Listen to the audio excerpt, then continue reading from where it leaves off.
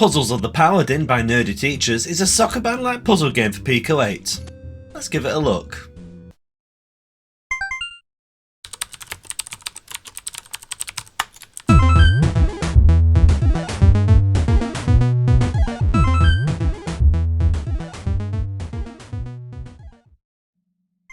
Welcome to Pico Playtime, the video series where I play through some cool Pico 8 games to show to you lovely people. Today's game is called Puzzles of the Paladin and it's by the developer called Nerdy Teachers. You may have heard of Nerdy Teachers from some of their excellent tutorials for Pico 8. Go and check them out after you've watched this, of course, and after you've played this game, of course. Let's get things loaded up then, shall we? Yes, this has got a fantastic title screen. You know how much I love a good title screen. That's great. Okay, here we are on the level select. So let's get straight into it, shall we? I'm an apprentice knight. There you go. That is my rank. Yes, this is the level select. There's a lot going on in here, isn't there? There's a lot of levels. 62, in fact. I think I'm about halfway. I'm going to show you from the beginning, though. Look at those transitions. Oh, it's so smooth. The polish in this game is ridiculous. It's a ridiculous amount of polish in this game. It's fantastic. Here we are. We are in a Sokoban puzzle game like scenario. It's a dungeon full of pots. Can you say Zelda? Anyway, yeah, we're in this dungeon and we can move around in this sort of a fashion. And we have to get to the exit. Like so. That's level 1. It's very straightforward. Don't worry, things will get a lot harder as we go on. So we can go back to the level select, or we can go on to the next level. I'm going to go on to the next level. Here we are in a kind of green slimy looking dungeon now. Yes, there are monsters in this game. Rather fun, cute little dungeon dwelling monsters. We've got a new weapon as well. As you can see at the bottom there are 3 slots for different weapons. There is the sword, the shield, and the bow. You have to work hard to get the bow. It's quite far. It's quite far through the game. It's a lot of fun though. To start with though, we just get the sword. There we go. We can equip it by swapping weapons. Look at all the information at the bottom of the screen there, telling us what to do, telling us what our goals are, how informative, how useful. The graphics in this game, so nice. So many nice little bits of animation. Little particle effects there. How cool are they? How cool are those particle effects?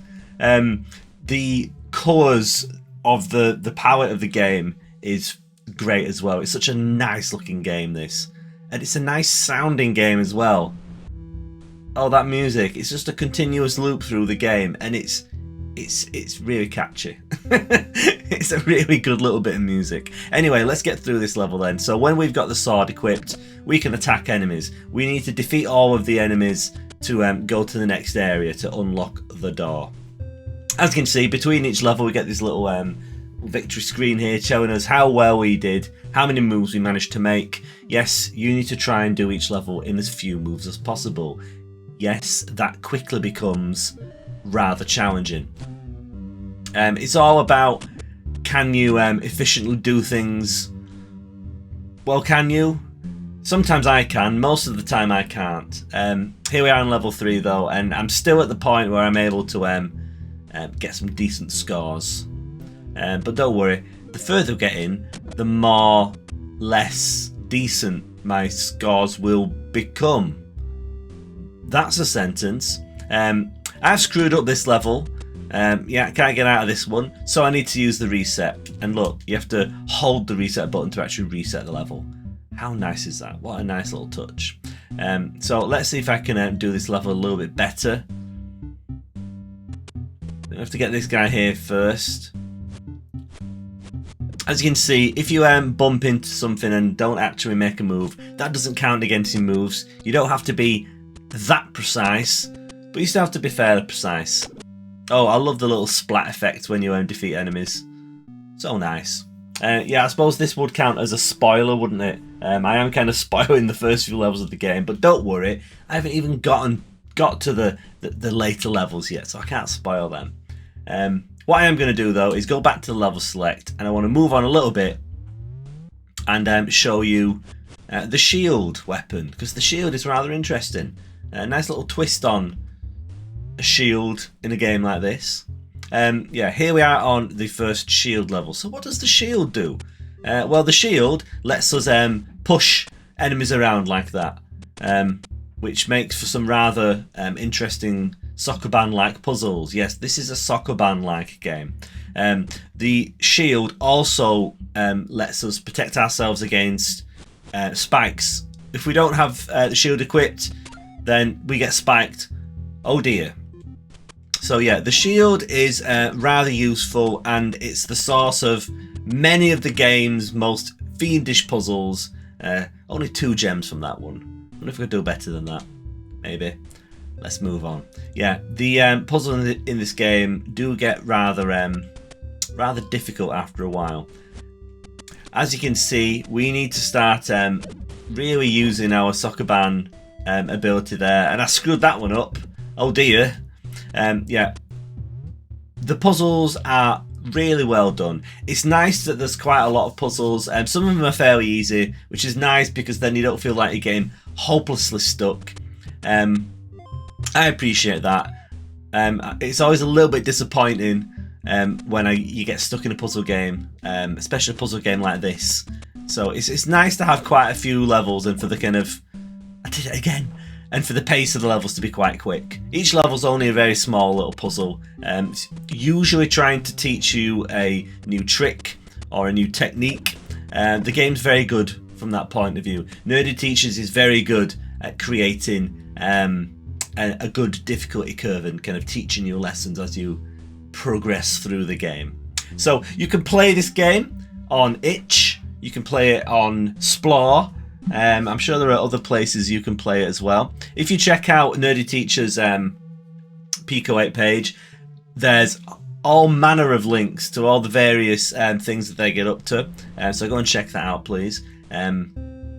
And also check out the check out both the Splore and the itch page, because Nerdy Teachers has gone to some effort to create some rather nice artwork to go along with this game. There's some really cool kind of high resolution kind of character designs on the Pico 8 page.